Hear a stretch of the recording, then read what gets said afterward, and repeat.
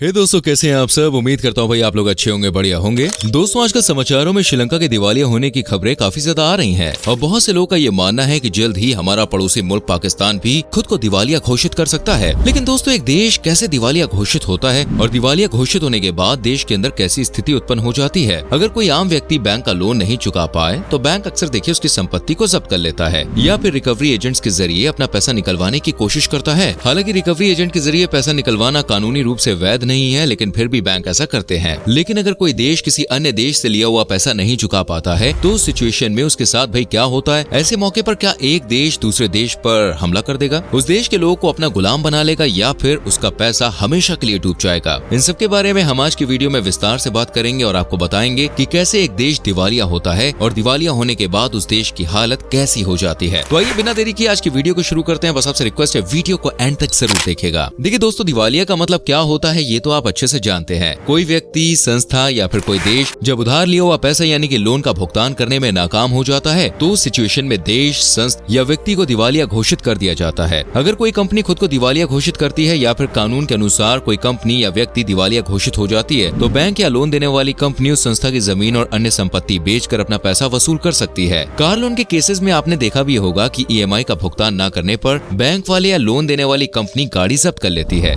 लेकिन एक देश की स्थिति देखिए बिल्कुल अलग होती है। एक देश के दिवालिया होने पर क्या होता है इस बारे में हम आपको अच्छे से बताएंगे। लेकिन देखिए पहले ये जानना जरूरी है कि आखिर कोई देश लोन लेता क्यों है और कैसे एक देश दिवालिया हो जाता है। दोस्तों, दुनिया में ज्यादातर सभी देश अपने विकास के लिए अन्य देशों से, वर्ल्ड बैंक से या फिर IMF जैसी संस्थाओं से लोन लेते हैं और ये लोन ज्यादातर अरबों रुपए का होता है और इस लोन का भुगतान ज्यादातर डॉलर्स में ही किया जाता है और सभी देश अपने विदेशी मुद्रा भंडार में अरबों डॉलर्स जमा करके रखते हैं। एग्जाम्पल के तौर पर आज भारत का विदेशी मुद्रा भंडार 600 बिलियन डॉलर्स के आसपास है। ऐसे में अगर भारत को कोई लोन चुकाना पड़ जाए और उसके पास पैसों की कमी है तो वो इस विदेशी मुद्रा भंडार में से पैसे निकालकर अपना लोन अदा कर सकता है। लेकिन दोस्तों, अगर किसी देश का विदेशी मुद्रा भंडार ही खाली हो जाए, जैसे कि श्रीलंका के साथ देखने को हमें मिला, तो उस कंडीशन में वो देश बैंक करप्ट हो जाता है क्योंकि उसके पास लोन चुकाने के लिए पैसा ही नहीं बचता और पैसा न होने के कारण वो अन्य देशों से कुछ भी सामान नहीं खरीद पाता है। ऐसे में उन देशों में स्थिति ज्यादा गंभीर हो जाती है और खाने की सामग्री और ईंधन जैसी जरूरी चीजों के लिए भी अन्य देशों पर वो निर्भर रहते हैं। आपको जान के हैरानी होगी दोस्तों, लेकिन मैं आपको बता दूं कि जापान, अमेरिका, चीन और भारत जैसे देशों के ऊपर भी अरबों रुपए का लोन है। बिल्कुल सही सुन रहे हैं आप। अमेरिका का लोन सुनकर तो भैया आपके पैरों तले ना जमीन ही खिसक जाएगी। आंकड़ों की मानी जाए तो अमेरिका के ऊपर आज 28 से 30 ट्रिलियन डॉलर्स का कर्ज है। आप बिल्कुल सही सुन रहे हैं। वहीं भारत के ऊपर भी 620 बिलियन डॉलर्स का कर्ज है। चीन और जापान के हालात इससे भी ज्यादा खराब है क्योंकि इन देशों ने अपनी GDP का 200 से 250% तक लोन लिया हुआ है। लेकिन इसके बावजूद इन देशों का नाम दिवालिया होने वाले देशों में शामिल नहीं किया जाता क्योंकि ये रकम ज्यादातर लॉन्ग टर्म डेब्ट के रूप में इन देशों ने ली हुई है और हर साल समय पर ये सभी देश अपनी किश्त का भुगतान कर देते हैं। लोन लेना देखिए कोई बुरी बात नहीं है, लेकिन दोस्तों लोन लेने के बाद उस पैसे का सही इस्तेमाल करना और समय पर किश्तों का भुगतान करना देखिए बहुत जरूरी है। कई बार सरकार इंफ्रास्ट्रक्चर डेवलपमेंट के नाम पर लोन ले लेती है, लेकिन भ्रष्टाचार के कारण भाई उस पैसों का सही जगह इस्तेमाल नहीं हो पाता और इसी वजह से देश अपनी किश्त चुकाने में असमर्थ हो जाता है। एक देश अन्य देशों या IMF जैसी संस्थाओं के अलावा अपने खुद के नागरिकों या विदेशी इन्वेस्टर से भी लोन लेता है और ये जो लोन होता है ये सरकारी बॉन्ड जारी कर लोगों से लिया जाता है। जो भी सरकारी बॉन्ड खरीदता है उन्हें सरकार एक फिक्स इंटरेस्ट रेट हर साल देती है और लोग सरकार पर भरोसा करके ये बॉन्ड खरीद लेते हैं क्योंकि इस केस में पैसा डूबने का जो खतरा होता है ना वो काफी कम होता है। श्रीलंका विदेशी मुद्रा भंडार के खत्म होने के कारण दिवालिया घोषित किया गया। इस टॉपिक पर अभी हमने एक डिटेल्ड वीडियो बना रखी है जो आप हमारे चैनल पर आराम से देख सकते हैं, सब कुछ समझ सकते हैं। देखिए दोस्तों, यहाँ के दो प्रमुख प्रोफेशन एग्रीकल्चर और टूरिज्म इंडस्ट्री को काफी ज्यादा नुकसान हुआ है। इसके अलावा कई बार सरकार की लापरवाही के कारण भी देश जो होते हैं वो दिवालिया हो जाते हैं। जब किसी देश की सरकार पर लगातार कर्ज बढ़ता जाता है तो उस देश की करेंसी की वैल्यू जो होती है वो कम होने लगती है। इससे सरकार ज्यादा से ज्यादा संख्या में नोट छापना शुरू कर देती है। यहाँ पर एक टेम्परेरी सोल्यूशन होता है, लेकिन आगे चलकर इससे देश को काफी नुकसान उठाना पड़ता है। लेकिन दिवालिया होने के डर से देश ऐसा करने पर मजबूर हो जाते हैं क्योंकि उनका विदेशी मुद्रा भंडार खत्म होने लगता है। इसके अलावा कोरोना जैसी महामारी के आने पर भी देश की आर्थिक स्थिति पर फर्क पड़ता है और पिछले 2 सालों के दौरान दुनिया के तमाम देशों में महंगाई बढ़ी है। भारत में भी रुपया अपने सबसे निचले स्तर पर पहुंच गया है। कई बार दोस्तों स्टॉक मार्केट के लुढ़कने पर भी दिवालिया जैसी स्थिति पैदा हो जाती है या फिर किसी साल देश के टैक्स कलेक्शन में कमी आने के कारण भी सरकार के पास पैसे की कमी हो जाती है।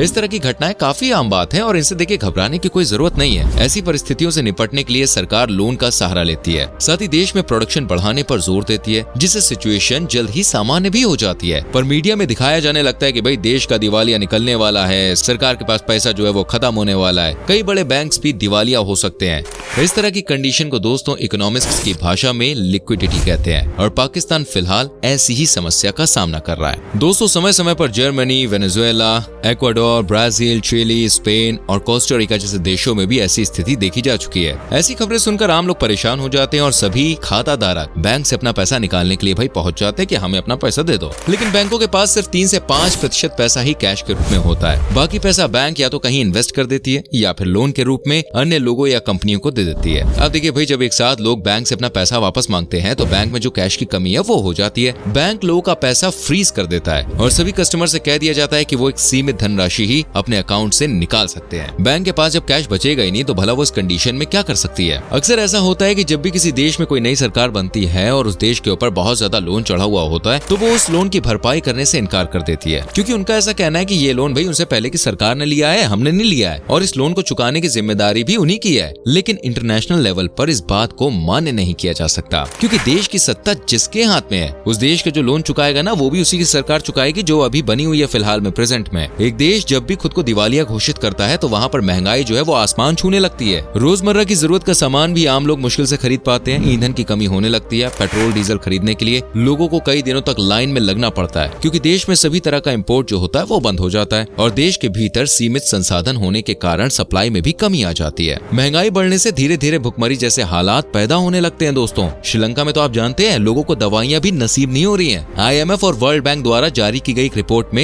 107 देश ऐसे हैं जिनके नाम शामिल है भाई, यानी कि इन देशों को अपनी अर्थव्यवस्था में सुधार लाने की तैयारी अभी से शुरू कर देनी चाहिए, वरना आगे हो जाएगा नुकसान। अर्जेंटीना देश का पिछले कुछ दशकों में कई बार दिवालिया निकल गया है, लेकिन हर बार देश ने खुद को संभाला है और देश की आर्थिक स्थिति को ठीक हालात में पहुंचाने का काम किया है। दोस्तों अब हम आपको बताते हैं कि यदि कोई देश लोन नहीं चुका पाता है तो भाई उस देश के संग क्या क्या होता है। देखिए बहुत से लोगों को ऐसा लगता है कि अगर पाकिस्तान चीन का लोन नहीं चुका पाएगा तो चीन पाकिस्तान की जमीन पर कब्जा कर लेगा, पाकिस्तान के लोग चीन में गुलाम बनकर काम करेंगे या फिर चीन पाकिस्तान की सरकार के एसेट्स को अपने कब्जे में ले लेगा। लेकिन मैं आपको बता दूं कि इंटरनेशनल लेवल पर अगर कोई भी देश दिवालिया घोषित हो जाता है या मान लीजिए कि लोन चुकाने में असमर्थ होता है तो कोई भी देश उसका कुछ बिगाड़ ही नहीं सकता, यहाँ तक कि इंटरनेशनल कोर्ट में भी इस बात को लेकर कोई सुनवाई नहीं की जाएगी। चलिए एक और एग्जांपल मैं आपको देता हूँ, ठीक है। मान लीजिए कि अमेरिका ने भाई किसी देश से जैसे कि स्पेन या फिर ब्राजील को लोन दे दिया है और एक समय के बाद उस देश का दिवालिया निकल गया तो अमेरिका भाई किसी भी तरह की जबरदस्ती करके उस देश से अपना पैसा रिकवर नहीं कर सकता। ना तो अमेरिका उस देश पर हमला कर सकता है, ऐसे में क्या होगा, अमेरिका सिर्फ उन देशों को बैन कर सकता है, उस देश के साथ अपना व्यापार बंद कर सकता है। दुनिया के अन्य देश भी दिवालिया होने वाले देश के साथ बिजनेस बंद कर देते हैं, यानी कि जो देश दिवालिया घोषित हो गया वो देश कुछ भी सामान इंपोर्ट नहीं कर पाएगा। और रही बात लोन की, तो अन्य देशों को दिवालिया देश के वादों और बातों पर यकीन करना होगा। दिवालिया होने के बाद देश अक्सर ऐसा बयान देते हैं कि वो बहुत ही जल्दी अपनी अर्थव्यवस्था को सुधार लेंगे और कुछ ही समय में सारा लोन चुका देंगे। इंटरनेशनल लेवल पर कोई भी देश दूसरे देश से ना तो जबरन लोन ले सकता है और ना ही दूसरा देश पहले वाले देश को लोन चुकाने के लिए जबरदस्ती कर सकता है। लोन लेना या देना सब कुछ दोनों देशों के संबंध के ऊपर निर्भर करता है। हालांकि लोन ना देने तक कुछ देश अपने बंदरगाह या जमीन को लीज पर दे देते हैं जिससे आपसी संबंध बने रहे। हाल ही में श्रीलंका में ऐसा देखा गया कि चीन ने श्रीलंका के